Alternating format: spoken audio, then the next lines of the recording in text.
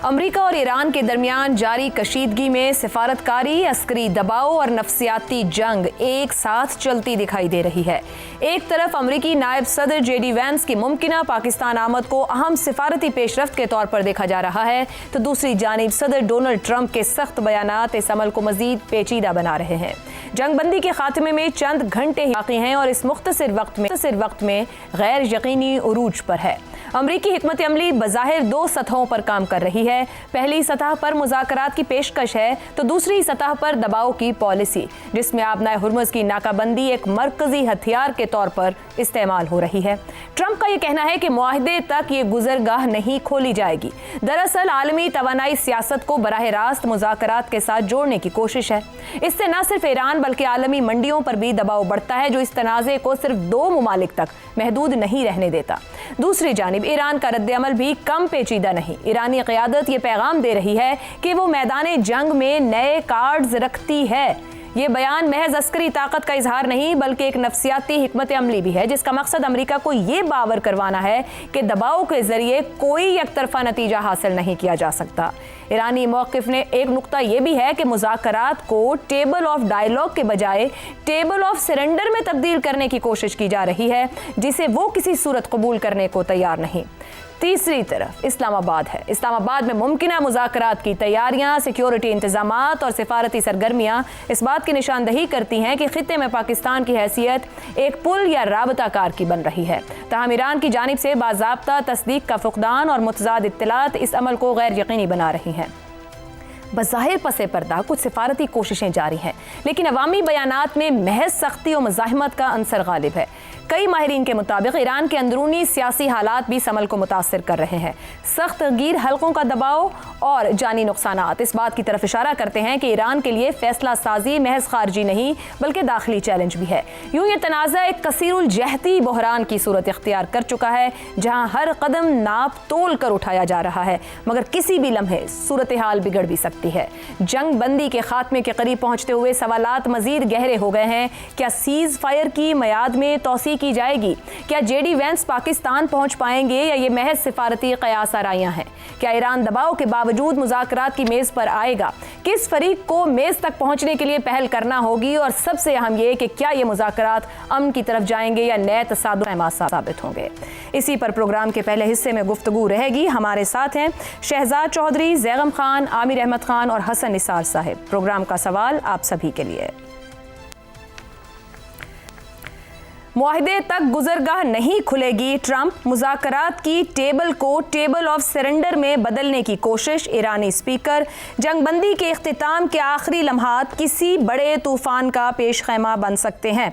शहजाद चौधरी साहब, जिस वक्त हम गुफ्तगू कर रहे हैं इसी वक्त CNBC को भी एक इंटरव्यू दिया है ट्रंप की जानिब से, जिसमें बैक वक्त वो ईरान के साथ तनाज़े को एक अजीम डील पर ख़त्म होने की बात करते हैं, अपनी बेहतरीन पोजीशन की बात करते हैं, बेहतरीन अंदाज में निमट रहे हैं, मगर साथ ही कहते हैं जंगबंदी में तौसी नहीं करना चाहता, मसले के फौजी हल के लिए भी तैयार हूं। इस वक्त हालात जहां खड़े हैं, मुज़ाकरात को दुनिया जिस सूरत देखना चाह रही है, और ये बयानात हालात को कहां ले जा रहे हैं? मुज़ाकरात तो किसी जगह पे भी नहीं खड़े, अभी तो शुरू भी नहीं हुए। तो इन मुज़ाकरात का या जंगबंदी का ख़त्म हो जाना या मुज़ाकरात का ना होना, उसका ऑल्टरनेटिव दोनों अतराफ बहुत बखूबी जानती हैं। तो उसमें किसी को कुछ बताने की भी ज़रूरत नहीं है। ईरान भी जानता है उसका क्या नताइज होंगे, ये भी जानते हैं अमेरिका वाले भी कि उसका क्या मतलब है अगर जंगबंदी ख़त्म हो जाती है और मुज़ाकरात नहीं होते। अच्छा, लेकिन कुछ चंद इंटरेस्टिंग चीज़ें हैं। मिसाल के तौर पे हुर्मुज़ के ऊपर इस वक्त बात अटकी हुई है ना, तो हुर्मुज़ को पहले ईरान ने बंद किया और अमेरिका ने कहा कि आप खोलें, आप जब तक नहीं खोलेंगे उस वक्त तक हम बात नहीं करेंगे। अब ईरान कह रहा है अमेरिका को कि जब तक तुम नहीं खोलोगे उस वक्त तक हम बात नहीं करेंगे। दोनों ही साइड्स हुर्मुज़ मुझे लगता है खेल रही हैं दुनिया के साथ। अब सफ़र कौन कर रहा है? सफ़र कर रहा है चाहे ईरान तो कर ही रहा है, 2 मिलियन बैरल रोज़ाना उसका वहाँ से गुजरता था, अब नहीं गुजर रहा। खलीज के ममालिक बहुत ज़्यादा कर रहे हैं। चीन कर रहा है, जहाँ पे कि कोई 14-15% वहाँ से तेल जाता था, अब शायद उसको किसी और जगह से लेना पड़ रहा है। बाकी एशिया के गरीब ममालिक, पाकिस्तान, वियतनाम, इस किस्म के जो मालिक, फिलीपींस बेचारे, इस तरह के जो छोटे मुल्क हैं, इनके अंदर बहुत ज़्यादा तकलीफ है। ना इसराइल को तकलीफ है ना अमेरिका को तकलीफ। ये दो मुल्कों को बिल्कुल तकलीफ नहीं है, क्योंकि ये इधर से इनका कोई सामान नहीं जाता। अब बाद में जब बाकी सब खत्म हो जाएंगे तो उस वक्त इनको असर आएगा, इनकी कीमतें बढ़ेंगी, मिड टर्म के अंदर यूं होगा, ट्रंप को नुकसान होगा, ट्रंप की खत्म हो जाएगी, ऐसी की तैसी ट्रंप की। सवाल ये है कि उससे पहले बाकी दुनिया तबाह हो जाएगी और फिर उसके बाद ट्रंप का कुछ होता है तो मुझे तो उससे कोई फायदा नहीं। तो इसलिए मजे की बात यह है कि इस वक्त दोनों अतराफ एक ऐसे मौके को लेके, इस ऐसी चीज को लेके के बैठे हुए हैं जिसमें सरासर बाकी दुनिया का नुकसान है, ईरान का अपना भी है, लेकिन फिर आपको पता है जिद तो जिद ही हुआ करती है। बिल्कुल सही। अच्छा, अब बात यह है कि इतनी बड़ी तहजीब, इतनी पुरानी तहजीब, इतने गहरे लोग, हर चीज समझ बूझ करने वाले, और कितनी गहराई में सोचा होगा उन्होंने कि हम मुज़ाकरात नहीं करेंगे। ना करें, बिल्कुल बात है, उसका ऑल्टरनेटिव आपको पता है क्या होगा। अमेरिका बहादुर, जैसा मैंने कहा, वो जो चाहे बच्चा दे, अंडा दे, उसकी मर्जी है, रोजाना उठ के जो चाहे अपने शगुफे छोड़ता है और उससे दुनिया की चीजें इधर से उधर हो जाती हैं, कम से कम लोगों की परसेप्शन की हद तक। तो मेरा अपना ख्याल यह है कि दोनों ही मिलकर दुनिया के साथ खेल रहे हैं। पाकिस्तान ने जितनी कोशिश करनी थी अब कर ली है, मेरा ख्याल है कि अब थोड़ा सा जरा हाथ हल्का कर दें। ये बहुत समझदार लोग हैं, इनको पता है एग्जैक्टली इन्होंने क्या करना। आगे बात ये हो क्या रहा, मैं आपका अगले सवाल का थंडर स्टील नहीं करना चाहता, लेकिन वो किसी और सेंस में है। इसी तरीके से ये देख लें कि दुनिया का तेल इस वक्त कहां पे कौन कौन किस तरह बेच रहा है। आपको पता है कि तेल सिर्फ उन जगहों पे नहीं है जहां पर कि वेनेजुएला है या अमेरिका है या रूस है या बाकी चंद ममालिक है, नहीं, ये जो टैंकर्स घूम रहे हैं ना पानियों के अंदर, ये इनके ऊपर, इन पे सौदेबाजी हो रही है। कौन कौन लोग हैं आज नहीं बता सकते, मैं तो वो इन्वेस्टिगेटिव जर्नलिस्ट नहीं हूं, लेकिन ऐसे ऐसे जर्नलिस्ट होंगे जो आज से 5-10 साल बाद किताबें लिखेंगे कि किसने कितना पैसा बनाया तेल की खरीदो फरोख्त के ऊपर। ठीक हो, वेनेजुएला से सस्ता तेल खरीदा और उसको किसने पे बेचा।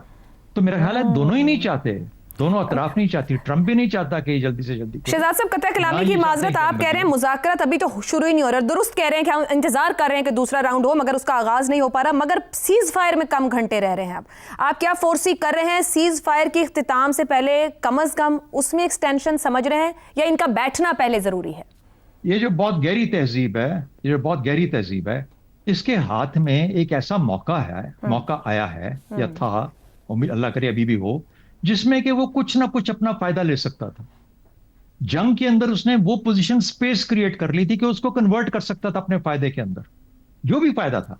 लेट्स से कि वो निकल जाता है तो वो जो फायदा ले सकता था, चाहे सैंक्शंस के उठने का था, चाहे वो कोई इस तरह का करना था कि 5-7 साल अच्छा मैं इतनी करनी करूंगा, यानी कुछ ना कुछ ऐसी चीजें, और 10 साल के बाद कर लेता। दुनिया ने भी तो किया, नॉर्थ कोरिया ने किया, पाकिस्तान ने किया, ये भी कर लेंगे, कर सकते थे, कर भी लेंगे, लेकिन उससे पहले अपनी जिंदगी, अपने लोगों की जिंदगी आसान कर लेते। लेकिन ये ऐसी गहरी तहजीब है कि ये इस चीज के फायदा ही नहीं हासिल कर पा रही। ठीक हो गया। और वो देखें, शेर का बच्चा वहां बैठा हुआ कह रहा है कि मैं किससे बात नहीं करूंगा, मुज़ाकरात नहीं करूंगा, उसको भी पता है मुझे कुछ ना कुछ देना पड़ जाएगा, तो मैं अपने हाथ से क्यों दूं किसी को भाई, अगर जंग है और फिर मेरे हाथ में कंट्रोल है, मेरे हाथ में कंट्रोल है, मैं जब चाहूं हमला करके दोबारा जंग छेड़ दूं। ठीक हो गया। तो दोनों अतराफ में से शहजाद साहब, neither side look blink first कि कौन पहले ब्लिंक करे, इस बात का इंतजार और कोई जाहिर भी नहीं करना चाह रहा है।